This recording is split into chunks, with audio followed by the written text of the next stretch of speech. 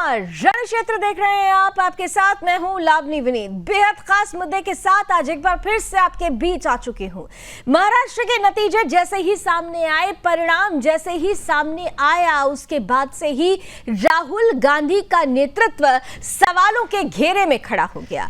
राहुल गांधी की परिपक्वता, उनके नेतृत्व करने की क्षमता और उनके खुद की उपस्थिति पर ही उनके ही सहयोगी तमाम सवाल खड़े करने लगे। राहुल गांधी का नेतृत्व अब खतरे में है। ऐसा इसलिए भी कहा जा रहा है क्योंकि खुद इंडी गठबंधन के अंदर से ही यह आवाज उठ रही है।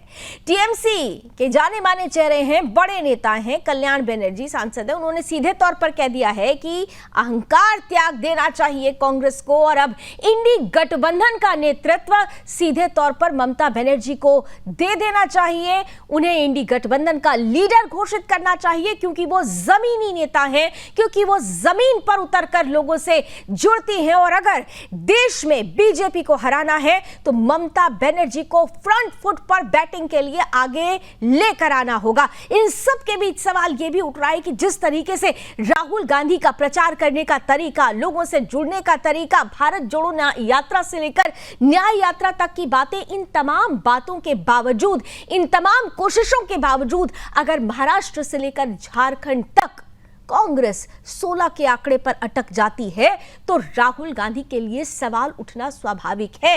अंदर खाने ये आवाज उठने लगी है कि 89 ऐसे इलेक्शंस हैं जो कुल मिलाकर लोकसभा, विधानसभा, निकाय चुनाव, ये तमाम 89 ऐसे इलेक्शंस हैं जो राहुल गांधी के नेतृत्व में लड़े गए। लेकिन राहुल के नेतृत्व में जब तक ऐसे इलेक्शंस लड़े जाते रहेंगे, भारतीय जनता पार्टी के कांग्रेस मुक्त देश का नारा यूं ही सार्थक होता चला जाएगा। सवाल यह भी उठ रहा है कि राहुल गांधी को क्या अब त्याग देना चाहिए नेतृत्व का ये पद। हालांकि बीजेपी ये कह रही है नेतृत्व चाहे किसी के भी पास हो, जब चुनाव की बात आती है तो जनता जनार्दन की पहली पसंद होती है भारतीय जनता पार्टी। इन सब के बीच में सवाल वहीं का वहीं है कि क्या जब इंडी को राहुल मुक्त करने का ये ममता प्लान सामने आया है, क्या ये प्लान राहुल के राजनीतिक भविष्य पर भी एक बड़ा प्रहार हो सकता है? क्या राहुल का राजनीतिक भविष्य अधर में लटक गया है? क्या कांग्रेस के लिए राहुल पनौती बन चुके हैं? ये तमाम बातें आज खुलकर होंगी रण क्षेत्र में जब जुड़ेंगे हमारे साथ कुछ ही देर में आज के खास अतिथि। कराऊंगे उनसे आपका परिचय, लेकिन सबसे पहले हमेशा की तरह आज की ये टीजर रिपोर्ट। लालच के कारण मिले हाथ कब छूट जाए कुछ कहा नहीं जा सकता, और इसका एक सबसे सटीक उदाहरण देखने को मिला है इंडी गठबंधन में। हुआ यूं कि महाराष्ट्र चुनाव में कांग्रेस को मुंह की खानी पड़ी, जिसके बाद कभी विशेष पार्टी रही कांग्रेस कब शेष पार्टी बन गई पता ही नहीं चला। हरियाणा में करारी शिकस्त के बाद कांग्रेस ने जम्मू कश्मीर में चुनाव लड़ा, पर अफसोस वहां भी उसे हार का सामना करना पड़ा। झारखंड चुनाव में भी कांग्रेस को हर बार की तरह मुंह की खानी पड़ी। जेएमएम के साथ बीजेपी से लड़े। सपना था कि झारखंड में कांग्रेस का डिप्टी सीएम बनेगा, लेकिन सोरेन सरकार ने मना कर दिया। उत्तर प्रदेश और बंगाल में हुए उपचुनाव में तो कांग्रेस का खाता भी नहीं खुला। विशेष से शेष पार्टी बनी कांग्रेस अब अपने अवशेष ढूंढने को मजबूर है। इसी बात का फायदा उठाते हुए टीएमसी ने भी गठबंधन पर अपनी धाक जमाते हुए कह डाला कि अब कांग्रेस को गठबंधन का नेतृत्व छोड़ देना चाहिए। अपने अहंकार को एक तरफ कर ममता बनर्जी को इंडी गठबंधन का नेता बनाना चाहिए। टीएमसी सांसद कल्याण बनर्जी के इस बयान के बाद ये तो साफ हो ही गया है कि अब वो दिन दूर नहीं जब कांग्रेस देश में अपने वजूद की लड़ाई लड़ने लगेगी। कल्याण बनर्जी ने कांग्रेस को इस अंदाज में समझाया है कि अगर वो ऐसा नहीं करते तो गठबंधन खुद कांग्रेस को दरकिनार कर देगा। कांग्रेस के दिवालियापन के पीछे पीएम मोदी ने भी यही कहा है कि पुराने राजनीतिक हथकंडे अपनाने के कारण ही आज कांग्रेस का ये हाल है। फिलहाल अब देखना दिलचस्प होगा कि क्या राहुल का भविष्य कभी चमक पाएगा या फिर धीरे धीरे गुमनामी की चादर ओढ़ लेगा। सवाल ये भी है कि कांग्रेस ने जिस गठबंधन को खड़ा किया, क्या वो ही कांग्रेस के खात्मे का कारण बनेगा? Bureau report, Sudarshan news. सवाल बड़ा है कि आखिर राहुल के भविष्य का होगा क्या। राहुल की नेतृत्व क्षमता पर तो पहले भी सवाल उठ रहे थे, लेकिन कांग्रेस लगातार कह रही थी कि जिस तरीके से राहुल गांधी ने भारत जोड़ो यात्रा निकाली, लोग उनसे जुड़े, परिपक्वता आई, लेकिन ये परिपक्वता धरातल पे नतीजों में, परिणामों में नजर क्यों नहीं आ रही है, ये बड़ा सवाल है। और अगर ऐसे ही राहुल के नेतृत्व में कांग्रेस हाशिए पर आती जाएगी तो फिर कांग्रेस का क्या होगा। वो कांग्रेस जो आज की तारीख में केवल हिमाचल प्रदेश, कर्नाटक और तेलंगाना तक सीमित रह गई है, वो कांग्रेस आगे आने वाले समय में कहां जाकर सिमट जाएगी। यही वजह है कि सवाल भी खड़े हो रहे हैं। सवाल खड़ा करने वाले खुद सहयोगी हैं। अब कल्याण बनर्जी ने एग्जैक्टली कहा क्या है, आइए जरा आपको बता भी देते हैं, दिखा देते हैं क्या कहा है, जरा स्क्रीन पर लेकर आइए। कल्याण बनर्जी ये कह रहे हैं कि भाई ममता बनर्जी के पास मजबूत नेतृत्व है, उनके पास जमीन से जुड़ाव का अनुभव भी है। कांग्रेस और अन्य विपक्षी दलों को चुनाव में मिली सफलता को स्वीकार करना होगा। अब एकता को प्राथमिकता देने की जरूरत है, अहंकार छोड़ना चाहिए और ममता बनर्जी को इंडिया गठबंधन का नेता स्वीकार करना चाहिए।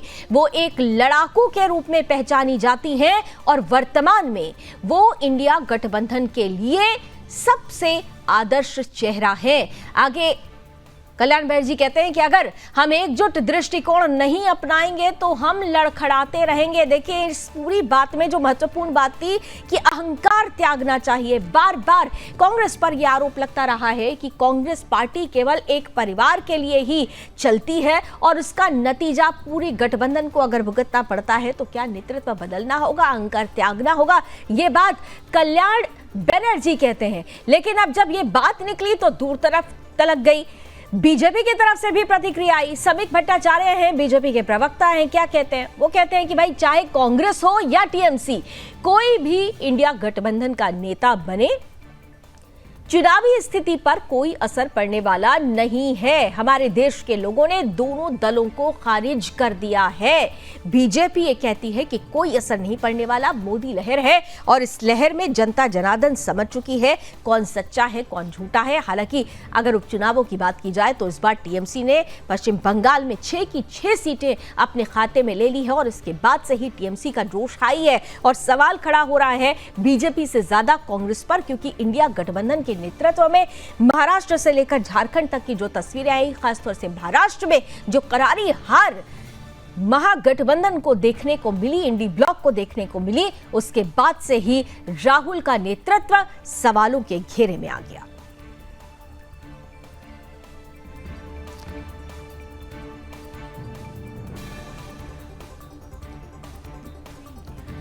तो क्या होगा राहुल का? क्या राहुल गांधी के बाद अब प्रियंका गांधी क्योंकि मुखरता के साथ आ गई हैं, वायनाड सीट जीती हैं और अब संसद में उनकी आवाज भी गूंजेगी। क्या जरूरत है कि नेतृत्व बदल दिया जाए? क्या राहुल गांधी से शिफ्ट करके नेतृत्व अगर प्रियंका गांधी की तरफ जाता है तो कांग्रेस की नैया पार हो सकती है, या फिर राहुल को ही अगर कांग्रेस लगातार आगे करती रही तो इसका खामियाजा न केवल कांग्रेस बल्कि पूरे गठबंधन को भुगतना पड़ेगा? और आगे भी क्या ऐसी स्थिति रहेगी? ये तमाम सवाल और इन सवालों का जवाब देने के लिए आज का पैनलिस्ट तैयार। स्वागत करते हैं आज के गेस्ट पैनल का। हमारे साथ भारतीय जनता पार्टी का पक्ष रखने के लिए आलोक वत्स साहब है, साथ ही साथ हमारे साथ कांग्रेस का पक्ष रखेंगे रतन तिवारी जी, समाजवादी पार्टी से हमारे साथ जुड़ रहे हैं अशोक यादव जी, तृणमूल कांग्रेस का पक्ष रख रही हैं सोफिया खान जी और जाने माने पॉलिटिकल एनालिस्ट वरिष्ठ पत्रकार रमेश ठाकुर जी भी हमारे साथ हैं। आप सभी का बहुत बहुत स्वागत है।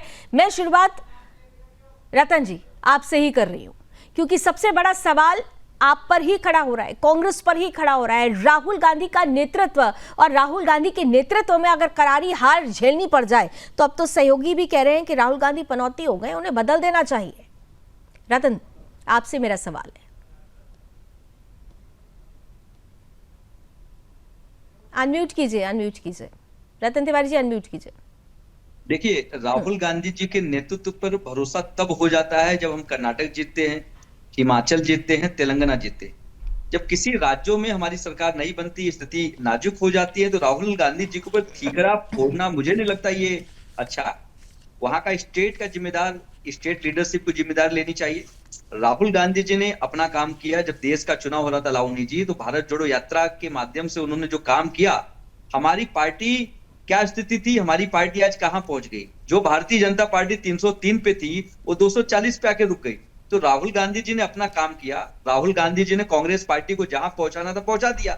अब स्टेट की जो जिम्मेदारी थी, स्टेट लीडरशिप को जिम्मेदारी लेनी चाहिए।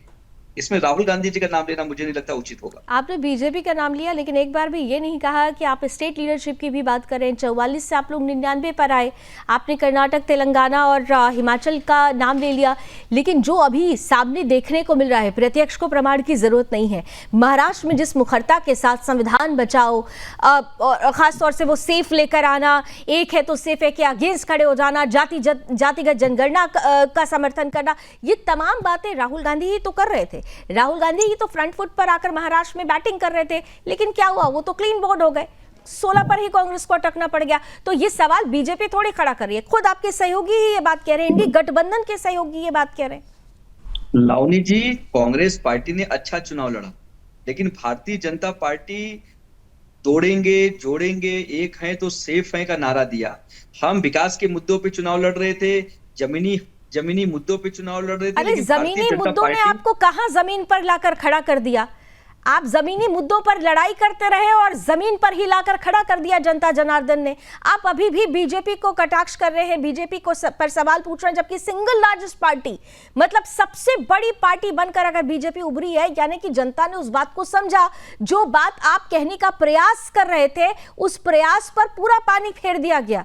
और आज ये बीजेपी नहीं कह रही है, टीएमसी, इंडी गठबंधन का नेतृत्व तो राहुल गांधी कर रहे हैं ना, कांग्रेस कर रही है। ममता बनर्जी को जमीनी नेता बताया जा रहा है। ठीक है, अगर ऐसी बात है, single largest party Bharatiya Janata party है, तो भाजपा के प्रवक्ता बता दें कि अगले हमारे मुख्यमंत्री महाराष्ट्र के देवेंद्र जी होंगे। अच्छा, उनसे मैं पूछ लूंगी, लेकिन साथ साथ टीएमसी की लीडर बैठी हुई हैं, वो टीएमसी तो कह रही है कि अब आपको छोड़ देना चाहिए, राहुल गांधी को छोड़ देंगे, ममता दीदी को आने देंगे गठबंधन में, लीडरशिप ममता दीदी के हाथ में जाने देंगे। ममता जी का अपना एक मामला है, अपनी उनकी पार्टी है। वह चुनाव गठबंधन में हमारे साथ नहीं थी। जब इंडिया अलायंस गठबंधन बना था तो पश्चिम बंगाल में वो अकेले लड़ रही थी, हम भी अकेले लड़ रहे थे। तो ममता जी अपनी बात कर रही हैं, करने दीजिए, उनके बोलने से कोई फर्क नहीं पड़ता, उनके नेताओं को हम गंभीरता से नहीं लेते। सोफिया खान जी, आपको तो लीजिए, वो गंभीरता से ही नहीं लेते हैं, कांग्रेस गंभीरता से ही नहीं लेती है, इंडी गठबंधन के अपने अलायंस को ही वो सीरियसली नहीं लेती है। सोफिया खान जी नमस्कार, आदाब। देखिए, बात यहाँ अहम की नहीं है। बात अगर हम अहम की लेंगे तो देश को हम बचा नहीं पाएंगे। देश में हमारी जो लड़ाई है वो लोकतंत्र को बचाने की है, जो हमारी जो कट्टरवादी जो भाजपा है उससे देश को बचाने की है। तो मुझे नहीं लगता कि यहाँ पे किसी भी तरीके से किसी के अहम को या अहंकार को ठेस पहुंचना चाहिए। दूसरी बात है, हम ममता बनर्जी की बात इसलिए करते हैं क्योंकि ममता बनर्जी ने, हम देखिए कथनी पे नहीं, हम करनी पर विश्वास करते हैं। अगर हम करने की बात करें तो 2021 में जिस तरीके से ममता बनर्जी ने जीत दिखाई, तीसरी बार मुख्यमंत्री बनी और बहुमत के साथ बनी, इतने ज्यादा विपरीत परिस्थितियों के बाद भी, सिर्फ वही नहीं बल्कि अभी हाल में ही अगर देखा जाए तो उपचुनाव में 6 की 6 सीट हमने, वहां पर भी हमने बहुमत के साथ जीता। जहां पर आप महाराष्ट्र में देखते हैं कि बुरी तरीके से इंडिया गठबंधन की हार हुई। तो मैं कहती हूँ कि ऐसे परिस्थिति में मुझे लगता है कि ये हम कह नहीं रहे हैं, ये परिस्थिति कह रही है, ये परिस्थिति की मांग है कि अगर आज देश में, लेकिन रतन जी तो कह रहे हैं कि परिस्थिति को ये भी देखना चाहिए कि राहुल जी ने तो जमीन पर उतरकर काम किया है। लेकिन मैं राहुल गांधी जी को मैं बिल्कुल मैं नहीं अस्वीकार कर रही हूँ कि वो एक अच्छे नेता नहीं है, बिल्कुल है। और ना हम उनके साथ गठबंधन में है तो हम किसी भी लीडर को, हम अपोजिशन के लीडर को हम बिल्कुल ये नहीं कहते कि वो किसी भी तरीके से असक्षम है। लेकिन देखिए, बात अगर समय की मांग होती है, आज समय कह रही है कि असक्षम नहीं है, लेकिन आपके लीडर कल्याण बनर्जी तो साफ साफ कह रहे हैं कि जमीनी नेता ममता बनर्जी हैं, वो एक लड़ाकू हैं, वो एक योद्धा हैं। देखिए, हम जितने भी तृणमूल के कार्यकर्ता हैं, ऐसा नहीं कि हम अपने आप को ही सर्वश्रेष्ठ मानते हैं। मेरे कहने का ये मतलब है कि अभी अगर हम बात करें, राहुल गांधी ने बहुत अच्छा काम किया, एक भारत जोड़ो यात्रा, मैं भी उनके इस कार्य को बहुत सराहती हूँ। लेकिन मैंने क्या कहा, मैंने कहा कि आज जो समय का मांग है वो है ममता बनर्जी। अगर समय की मांग ममता बनर्जी है, ठीक है, जल्दी जल्दी एक कमेंट पहले सबका ले लेते हैं। मोदी को हटा सकते हैं तो ममता बनर्जी, क्योंकि ममता बनर्जी ठीक, जो यहाँ पर इतने ज्यादा षड्यंत्रों के बाद भी आपने देखा कि कई महीनों ठीक है, आगे बढ़ेंगे। अभी एक कमेंट जरा जल्दी पहले सबसे, अशोक यादव जी, समय की मांग ममता बनर्जी, शायद ममता बनर्जी को लीडरशिप मिल जाएगी तो इंडी गठबंधन का कुछ हो सकता है। देखिए लावनी जी, इंडिया गठबंधन के सामने जो अभी दो चुनाव हुए हैं, आप चाहे हरियाणा और जो जम्मू कश्मीर का रिजल्ट आया एक साथ, उसमें भी इंडिया गठबंधन 50-50% रहा। एक जगह भाजपा ने इंडियन सरकार बनाई, एक जगह इंडिया ने बनाई। अभी दूसरा जो चुनाव अभी हुआ तो महाराष्ट्र और झारखंड में एक जगह इंडिया गठबंधन, एक जगह एनडीए गठबंधन। तो हमारा तो 50-50 का रेशियो चल रहा भाई। कहाँ भाई, मान रहा हूं कि महाराष्ट्र बड़ा राज्य है तो उसकी जीत बड़ी है, मैं मान रहा हूं, लेकिन राहुल गांधी का नेतृत्व स्वीकार करना है या फिर राहुल गांधी के नेतृत्व को ही लेकर आगे बढ़ना है, या फिर बदलाव होना चाहिए, जैसे कि टीएमसी कह रही है कि ममता बनर्जी को अब इंडी गठबंधन की बागडोर दे देनी चाहिए।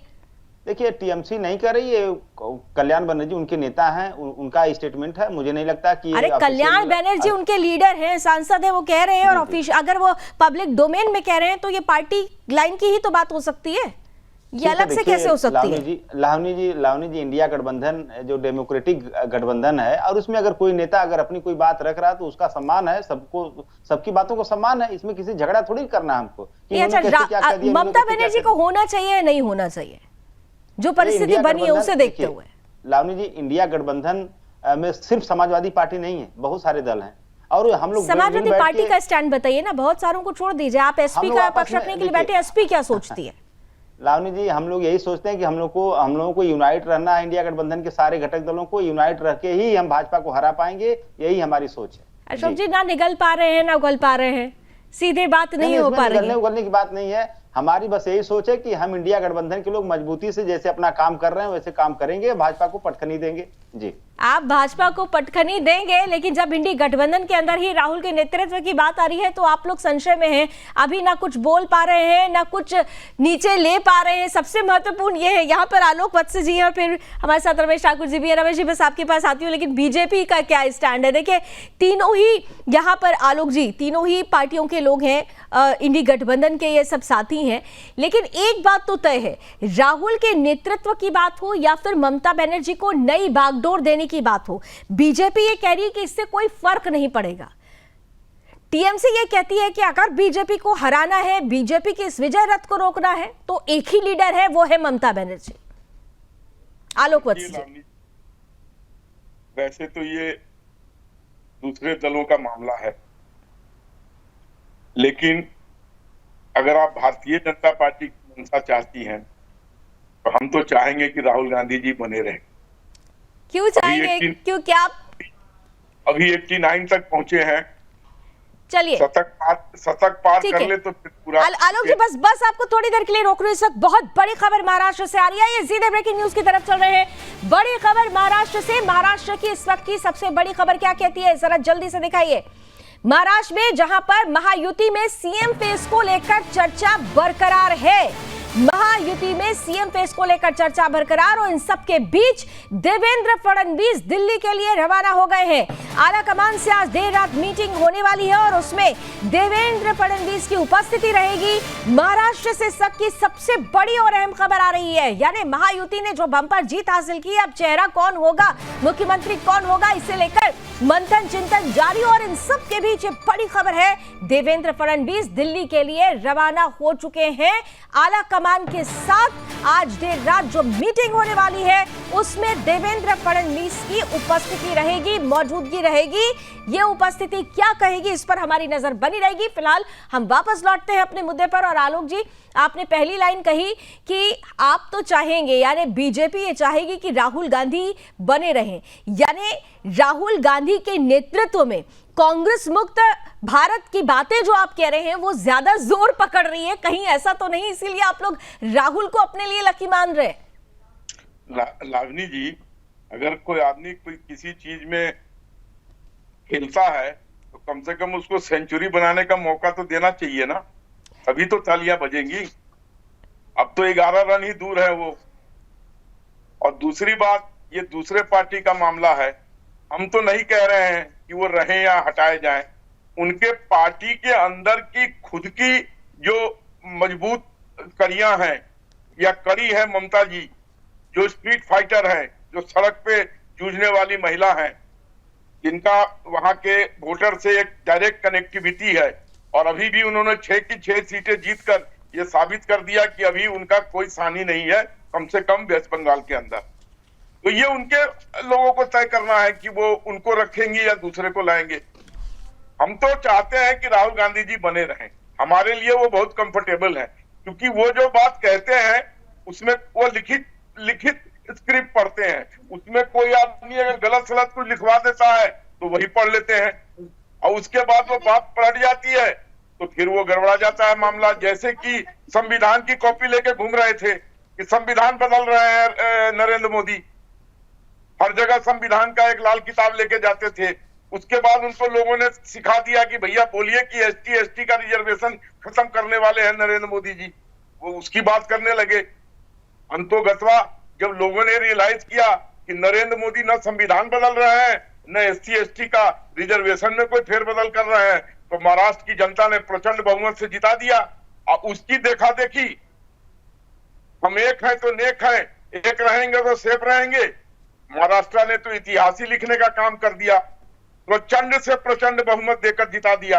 ये अलग बात है कि झारखंड में हम थोड़ी नहीं समझा पाए और वहां पर उनका मैया योजना और आदिवासी एकता काम कर गई, लेकिन वहां पर भी लेकिन कांग्रेस कुछ खास कमाल नहीं कर पाई। रतन, सबसे महत्वपूर्ण ये है कि जो बातें कही जा रही है, रतन जी काउंटर आंसर कर दीजिए। रमेश जी मुस्कुरा रहे हैं, उनके पास जाना जरूरी है अब, लेकिन रतन जी का एक काउंटर आंसर ले लेती हूँ रमेश जी पहले, क्योंकि यहाँ पर देखिए एक बात तो तय है, वो ये कह रहे हैं कि बीजेपी के लिए कंफर्टेबल राहुल ही है, क्योंकि राहुल के नेतृत्व में कांग्रेस मुक्त होने का, जो कांग्रेस मुक्त देश का जो सपना बार बार बीजेपी दिखाती रही है और जो हो रहा है उसके लिए राहुल का होना जरूरी है, बीजेपी ये कहती है।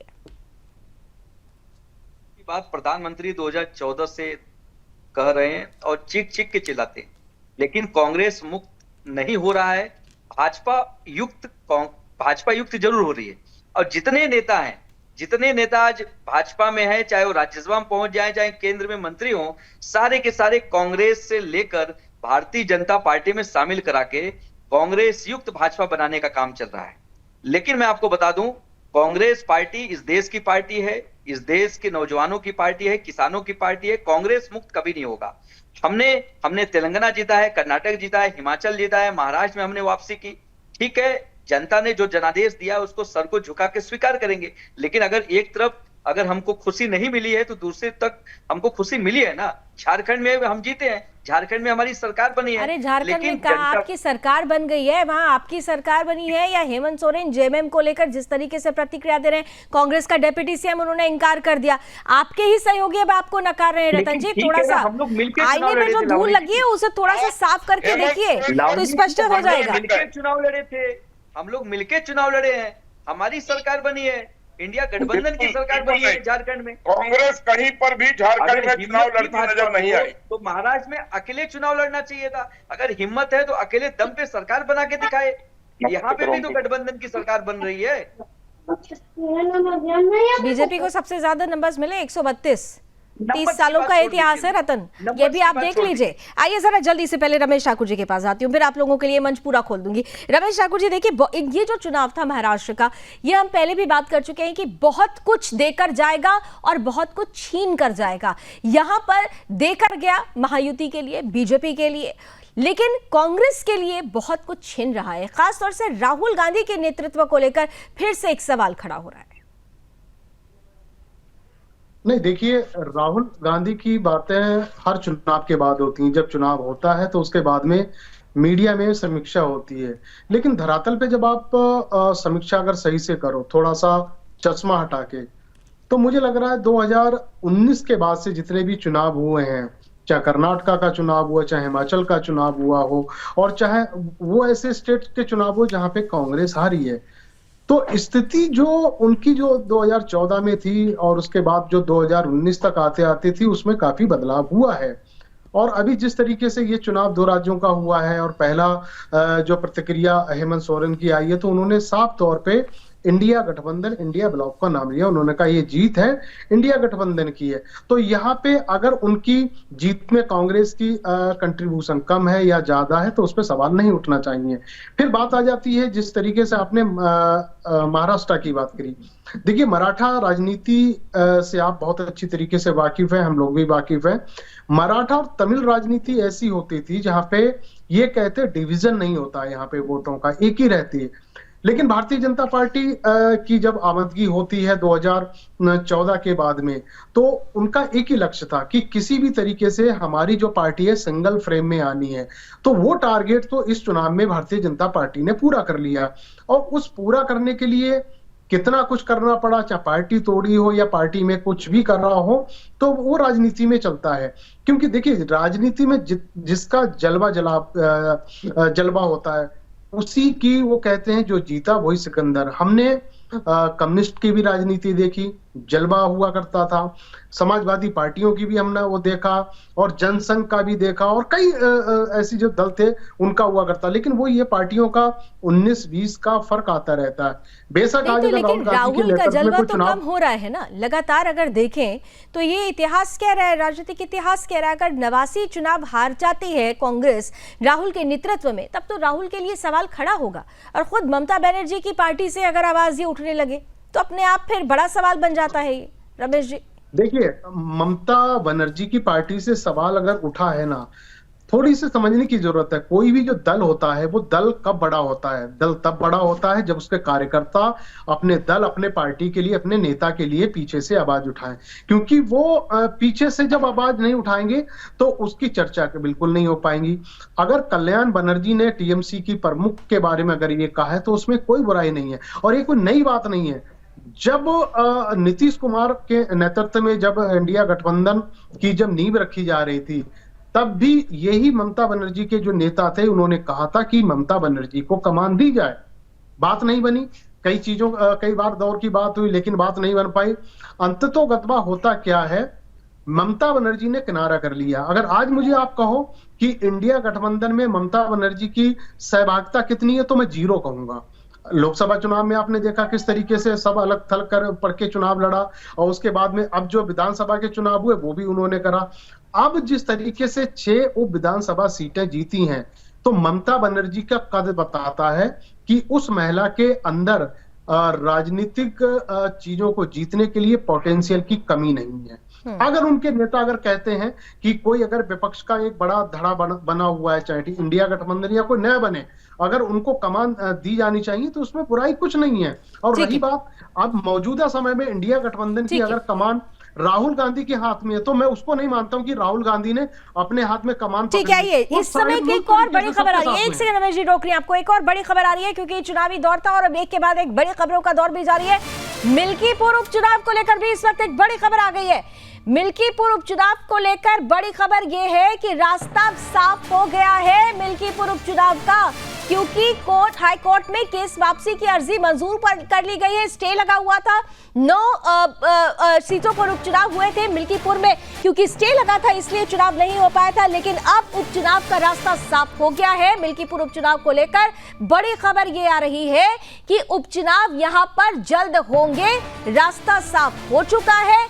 हाई कोर्ट में केस वापसी की अर्जी मंजूर कर ली गई है और इसी के साथ ही मिल्कीपुर में याचिका वापस लेने की जो अर्जी लगाई गई थी वो जब मंजूर कर ली गई तो उपचुनाव का रास्ता भी साफ हो गया है। यानी जल्दी अब मिल्कीपुर की क्या तस्वीर है वो भी हमारे सामने स्पष्ट होती हुई नजर आ जाएगी जब यहां पर जल्दी चुनाव का शंखनाद होगा। इन चुनावों के बीच में जो तस्वीर बनी है वो खासतौर से इंडी गठबंधन और इंडी गठबंधन के नेतृत्व जो कि राहुल गांधी के हाथ में कहा जा रहा है, ये कहा जा रहा है कि राहुल गांधी का नेतृत्व ही है जो बार बार इंडी गठबंधन को पीछे कर रहा है। चेहरा बदलने की, नेतृत्व बदलने की जरूरत है। हालांकि आपने अभी तमाम अतिथियों को सुन लिया है। रमेश ठाकुर जी भी ये कह रहे हैं कि जरूरी नहीं है, पोटेंशियल जरूर ममता बनर्जी का ज्यादा है, लेकिन लड़ाई बराबर से अगर कोई लड़ सकता है तो राहुल गांधी कोशिश कर रहे हैं। ये कोशिश आगे क्या कोई रंग ला पाएगी, ये बड़ा सवाल है। कि जो परिस्थिति महाराष्ट्र चुनावी दौर के बाद नजर आई है, जो परिणाम सामने आई है, राहुल के नेतृत्व पर सवाल खड़ा होने लगा है। इंडिया अलायंस के खुद ही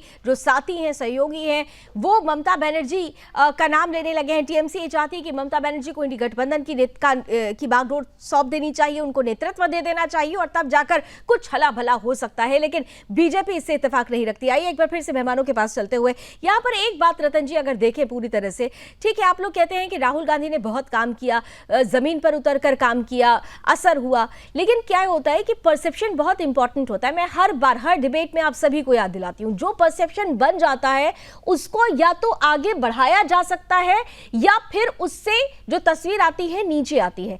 यहां पर राहुल गांधी बड़े लीडर हैं, राहुल गांधी ही कमाल कर सकते हैं, राहुल गांधी ही इंडी गठबंधन को जीत दिला सकते हैं, राहुल ही कांग्रेस की नैया पार करा सकते हैं। ये तमाम परसेप्शन बनाए गए, लेकिन परसेप्शन रिजल्ट में अगर कन्वर्ट नहीं हुआ तो बीजेपी को तो बैठे बैठाए आप लोगों ने ही मौका दे दिया।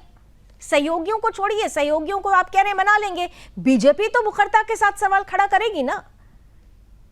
लावनी जी, जब लोकसभा चुनाव हो रहा था तो लोकसभा चुनाव पे आप राहुल गांधी जी के ऊपर उंगली उठा सकते थे, लेकिन ये चुनाव विधानसभा चुनाव का था, स्थानिक चुनाव था और महाराष्ट्र स्टेट का चुनाव था।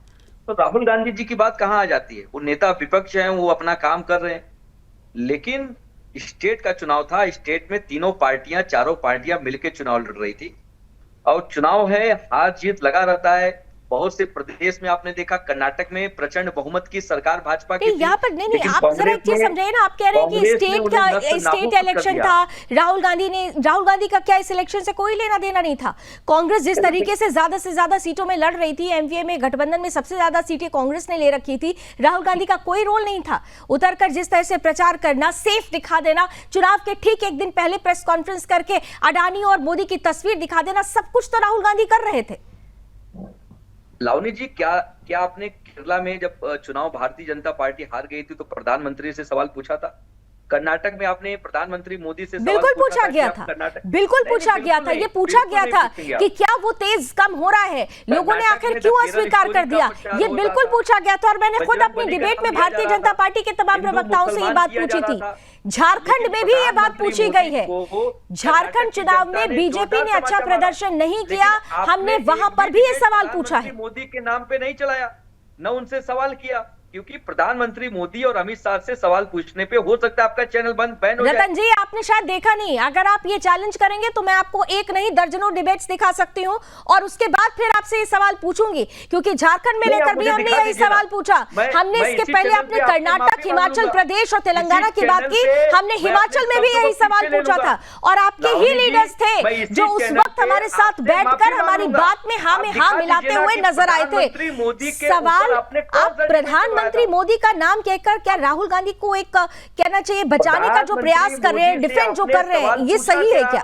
जब कर्नाटक में हार गए थे, आप एक भी अगर डिबेट दिखा देंगे तो मैं इसी चैनल राहुल गांधी को नहीं मानते आप कि राहुल गांधी खुद कांग्रेस के लिए अब मुसीबत बनते जा रहे हैं? आपके अपने नेता ये बात कहते हैं। एक ही एंटनी साहब की रिपोर्ट आपने नजरअंदाज कर दी, गुलाम नबी आजाद साहब की बात को आपने नजरअंदाज कर दिया, सलमान खुर्शीद साहब जो बात कहते रहे उसे नजरअंदाज कर दिया, आपके खुद के अंदर के लीडर्स क्या बात कह रहे हैं उसे नजरअंदाज आप कर देंगे?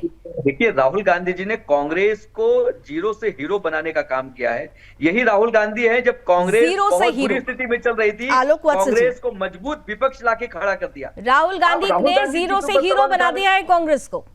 आलोक वत्स जी, हजारों लाखों युवाओं के, कांग्रेस कार्यकर्ताओं के नेता राहुल गांधी जी के ऊपर आज भी विश्वास है, आज भी भरोसा है, हम आएंगे और आज नहीं तो कल जरूर आएंगे लौट कर।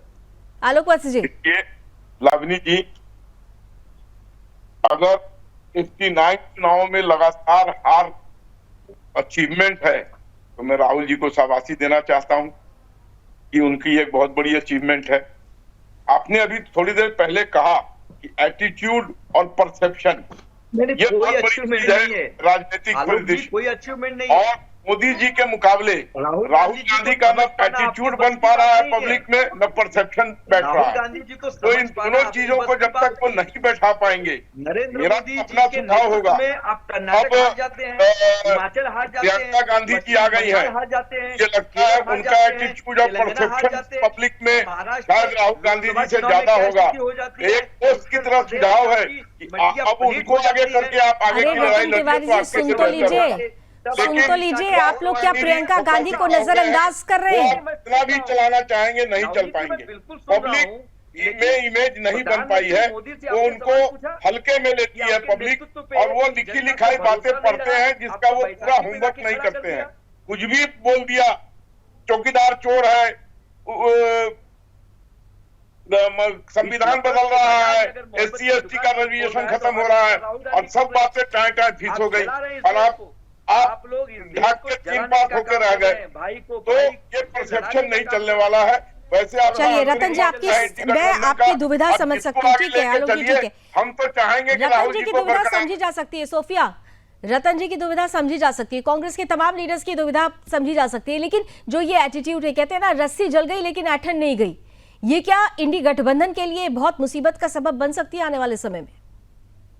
सोफिया, देखिए, मेरी कोई जाति लड़ाई नहीं है। मैंने पहले ही कहा कि हम इंडिया गठबंधन के हैं और मुझे नहीं लगता कि मुझे किसी भी इंडिया गठबंधन के टीम को क्रिटिसाइज करना चाहिए। ये बिल्कुल भी ठीक नहीं है। हमारी लड़ाई जो है वो अहम की लड़ाई नहीं है, हमारी लड़ाई लोकतंत्र को बचाने की है। मैंने पहले भी कहा। देखिए, नहीं तो आपने बिल्कुल ठीक कहा, अहम की लड़ाई नहीं है, अहंकार त्याग देने चाहिए, लेकिन यहाँ तो कांग्रेस पार्टी अहंकार नहीं त्याग रही है ना। राहुल गांधी सीट नहीं छोड़ेंगे, इस तरीके की तस्वीरें आ रही है। लावनी जी, पहले मुझे सुन लीजिए। देखिए, 35 साल, मुझे याद दिलाने की जरूरत नहीं है कि 35 साल जब सीपीआईएम यहाँ पर नामुमकिन था उसको हटाना, लेकिन उसके बावजूद भी वाम फ्रंट को अगर ममता बनर्जी ने अकेले अपने दम पर अगर उसको उखाड़ कर फेंक दिया, तो मुझे लगता है कि ममता बनर्जी में ही ये क्षमता है कि वो भाजपा को दिल्ली से उखाड़ के फेंक सके। इस बात को हमें समझनी होगी कि ममता बनर्जी एक अच्छी फेस है। मैं नहीं कहती कि दूसरे लोग असक्षम हैं, बिल्कुल है, लेकिन हम अगर मिलकर, जितने भी इंडिया गठबंधन की जो टीम है, ये लोग अगर मिलके हम देखें कि जमीनी तौर पर किसने ज्यादा जीत दिलाई, किसने ज्यादा भाजपा को हार का मजा चखाया, अगर हम उस रेशियो और प्रोपोर्शन को देखेंगे तो ममता बनर्जी ही। रतन तिवारी जी, रेशियो और प्रोपोर्शन को अगर देखें तो ममता बनर्जी का पलड़ा राहुल गांधी से ज्यादा बड़ा दिखता है। रतन जी, बिल्कुल। लावनी जी, मैं तो देखो ममता बनर्जी को व्यक्तिगत उनके ऊपर टीका टिप्पणी नहीं करना चाहता, लेकिन ममता बनर्जी के ऊपर आज भी हम भरोसा करते, लेकिन उनको बताइए ना कि पूरे देश में ममता बनर्जी की पार्टी कहाँ कहाँ है, आप बता दीजिए। पश्चिम बंगाल के सहारे आप दिल्ली की कुर्सी को कैसे छीनेंगी? आपको कांग्रेस पार्टी का साथ तो लेना ही पड़ेगा ना, आपको समाजवादी पार्टी का साथ तो लेना ही पड़ेगा। साथ थोड़ी वो छोड़ने को कह रही है, वो तो सिर्फ लीडरशिप चेंज करने की बात कर रही है। लीडरशिप कौन, कैसी लीडरशिप की बात कर रही है? कैसी लीडरशिप की बात कर रही हैं? राहुल गांधी जी पूरे देश के नेता हैं, पूरे देश के कोने कोने में लोग उनको जानते हैं। लोग भारत जोड़ो यात्रा के माध्यम से उन्होंने पूरे भारत को नाप दिया अपने कदमों से। तो राहुल गांधी जी देश के सर्वोच्च नेता है, उनके नेतृत्व में हम चुनाव लड़ेंगे आगे भी। Change is constant. हमें तो समय के साथ, समय के हिसाब से हमें बदलाव की भी जरूरत होती है ना रतन जी। नहीं ठीक है, मैं तो मना नहीं कर रहा हूँ ना, मैं तो उनको ऐसा नहीं है। देखिए, मैं इसलिए चुप हो गई थी कि मैं सुनना चाह रही थी। आपने कहा कि बदलाव की जरूरत है, समय जो है बहुत तेजी से आगे भागता है। अशोक जी देखिए, समय बहुत तेजी से आगे भाग रहा है, और अगर हमने समय रहते कदम से कदम नहीं मिलाया तो परिस्थिति बद से बदतर होती चली जा रही है। यहाँ पर अभी तो सिर्फ शुरुआत हुई है, आप भी खुलकर नहीं बोल पा रहे हैं। राहुल गांधी के नेतृत्व को लेकर जो तमाम सहयोगी है वो बहुत खुलकर नहीं बोल पाते, लेकिन अंदर ही अंदर सवाल तो बड़ा खड़ा हो जाता है अगर इंडी गठबंधन को बार बार हार का सामना करना पड़े तो। अशोक यादव जी, इंडिया गठबंधन हमारा बहुत मजबूती से चुनाव लड़ रहा है। चुनाव में मैंने कहा कि वन बाय वन की फाइट दे रहा है इंडिया गठबंधन को, तो हमें कोई दिक्कत नहीं है।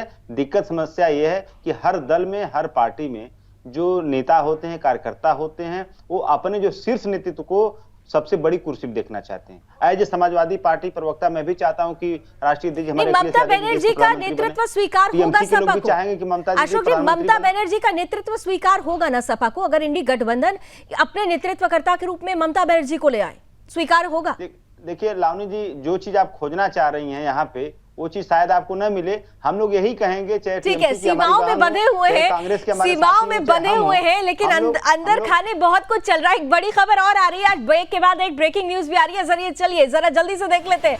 ब्रेकिंग न्यूज पश्चिम बंगाल से जुड़ी हुई है।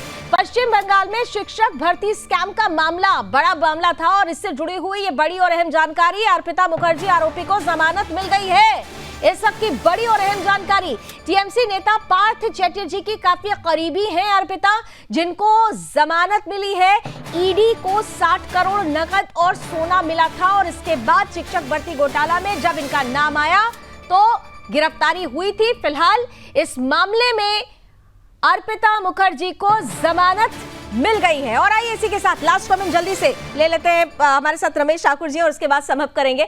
रमेश जी देखिए, कुछ चीजें ऐसी होती हैं जो पर्दे के पीछे ही रहती हैं, लेकिन समय आने पर धीरे धीरे वो पर्दा हटता है, धूल हटती है और सवेरा जो सामने आता है वो बहुत कुछ कहकर जाता है।